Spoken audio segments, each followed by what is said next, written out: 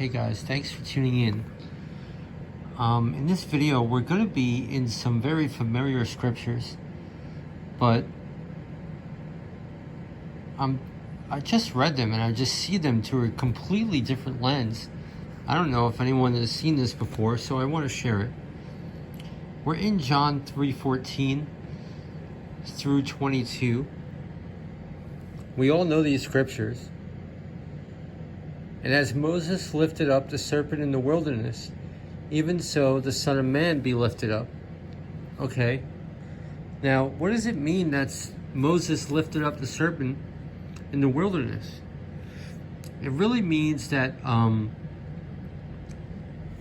in the last days, the enemy must bear the cross.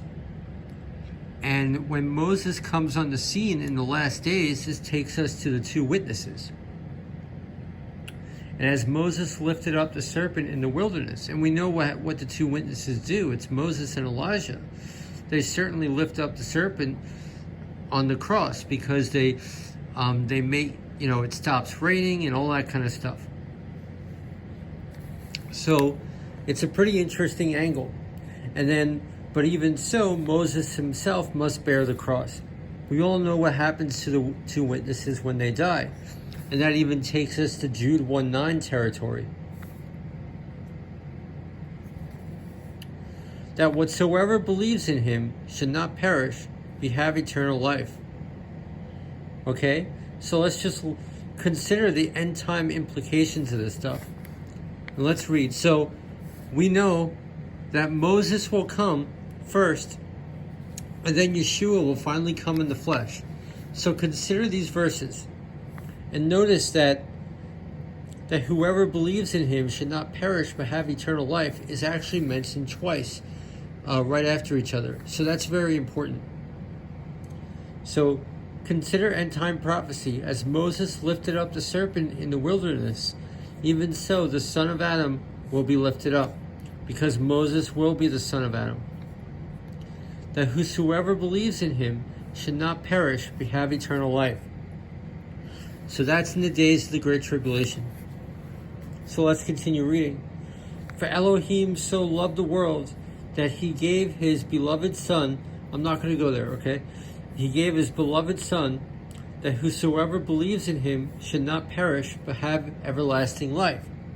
Okay, well, Moses and Elijah are likely his beloved son. Remember, John the Baptist is the Elijah to come for those who can receive it.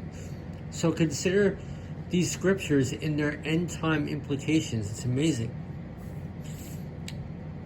For Elohim sent not his beloved Son into the world to condemn the world, but that the world through him would be saved. Right? So this is, I think we're still in the Great Tribulation period. And if you know what's going to happen in the Great Tribulation, it's, So he that believes on him is not condemned, but he that believes not is condemned already, because he has not believed in the name of the beloved of Elohim. All right, we could even compare this to John 1 with John the Baptist. It's the same idea. And this is the condemnation, that light came into the world. Men love darkness rather than light. Okay. Now, what happens when Moses and Elijah come on the scene and walk the earth? They're going to be in their glorified light bodies. They're going to be contending with the works of angels, unlike anyone has ever seen. That's what the prophecies tell us. So this brings a whole new perspective to these scriptures. And this is the condemnation, that light is come into the world, and men love darkness rather than light, because when Moses and Elijah come on the scene, there's going to be that paradigm shift, and the wicked are going to be clothed with death, clothed in darkness. Okay? It's amazing. And this is the condemnation, that light has come into the world, that is our eternal glorified light bodies, and men love their eternal darkness rather than light. You see where I'm going with this? Because their deeds were evil. For everyone that does evil hates the light, neither comes to the light, lest his deeds should be reproved.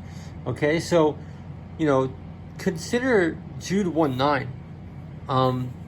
they're probably going to do terrible things to Moses, and maybe sexually assault his body or something, and the Lord himself will rebuke them. He's not even going to send the Archangel Michael. The Lord himself will rebuke them. But he that does truth comes to the light. Okay, we're not talking about we're talking about our glorified light bodies and the redemption that is offered to everybody. Okay, like the book of Hosea. But he that does truth comes to the light, that his deeds may be made manifest, that they are wrought in Elohim. After these things, now the great tribulation is over, and Jesus steps on the scene in his second coming. After these things came Yahushua and his disciples, that's Jesus on the Mount of Olives with the 144K, in the land of Judah. And there he tarried with them and baptized.